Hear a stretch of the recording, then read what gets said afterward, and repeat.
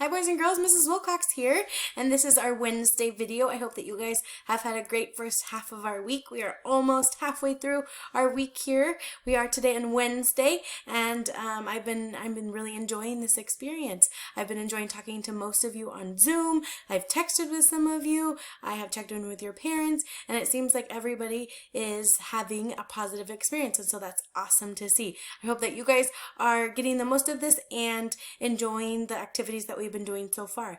Now, if we've talked a little bit on Zoom and you haven't had a lot of answers for my questions, I want you to really dig deep. I know that I'm asking you to really do some deep thinking, but if you've already read Sylvia Sam, and so some of the questions I'm asking are things that maybe you remember from reading the book before, think how you can make some new connections and understand the story more and really dive into those details and figure out what exactly is happening in the story, maybe for after watching it for the second time.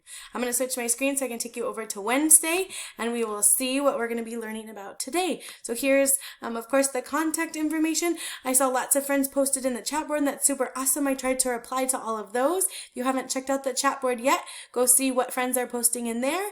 It's kind of fun to see what everybody's doing. There's my Zoom tutorial. If you haven't been on Zoom yet, please watch this video first, my friends. That will be super helpful.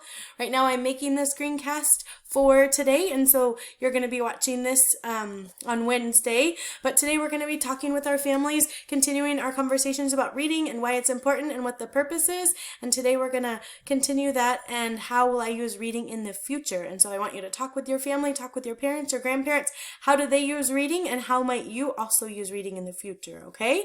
You're going to continue your rough drafts. I know I saw some of you had your rough drafts done and you showed me on Zoom, and that was awesome to see.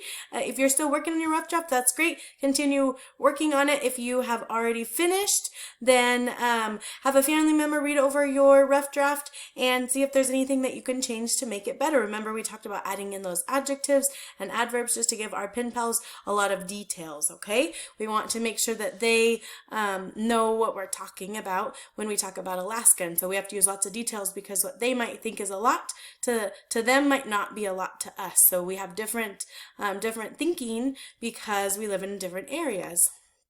Make sure you add lots of details. In math, I have another video for you that talks about saving money. And so although we're not talking about the individual coins and counting them as in math, that way we are doing math as in learning more about money in the real world. And so you guys are all going to be saving money eventually for something special if you're not already. And so we're going to kind of work on that. Your activity is to work on signs for your store if you're going to publish, if you're going to have a store in your house, or you can find 10 rocks that are smaller than a dime. Now that may be kind of tricky, but it is, our snow is melting slowly, and so maybe you'll be able to get out there and find some rocks. If you don't have rocks, maybe you can find 10 other items in your house that are smaller than a dime, or you could even change the rules and come up with your own thing. Maybe it would be easier to find things that are smaller than a quarter, since that's the biggest coin that we learned about in second grade.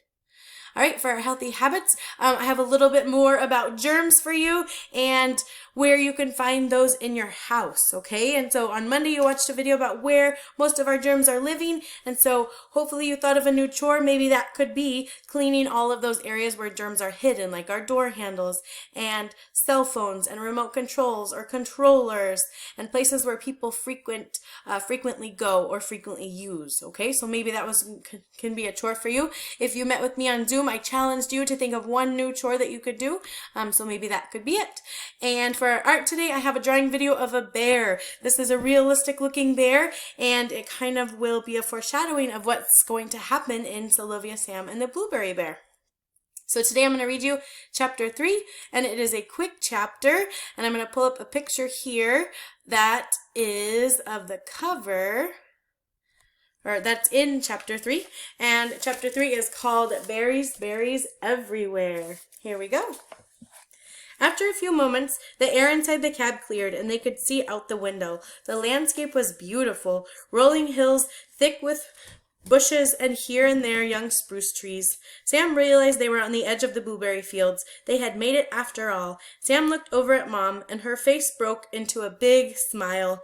"Well, boys, looks like you've got your wish." She got out of the truck and shut the door. Billy let out a whoop, and he and Sam scrambled over each other to retrieve their backpacks from behind the seat.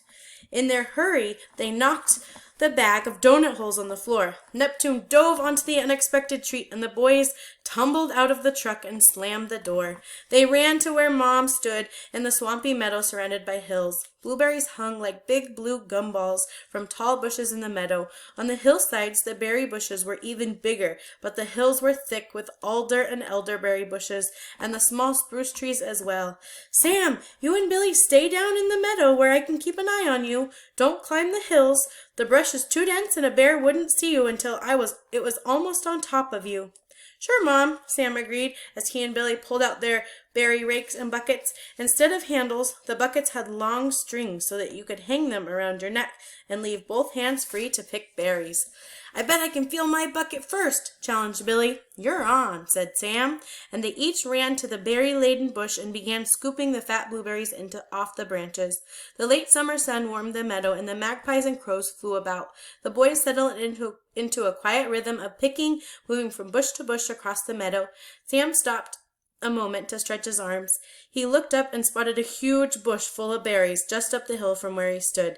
He forgot Mom's instructions and climbed up to the big bush.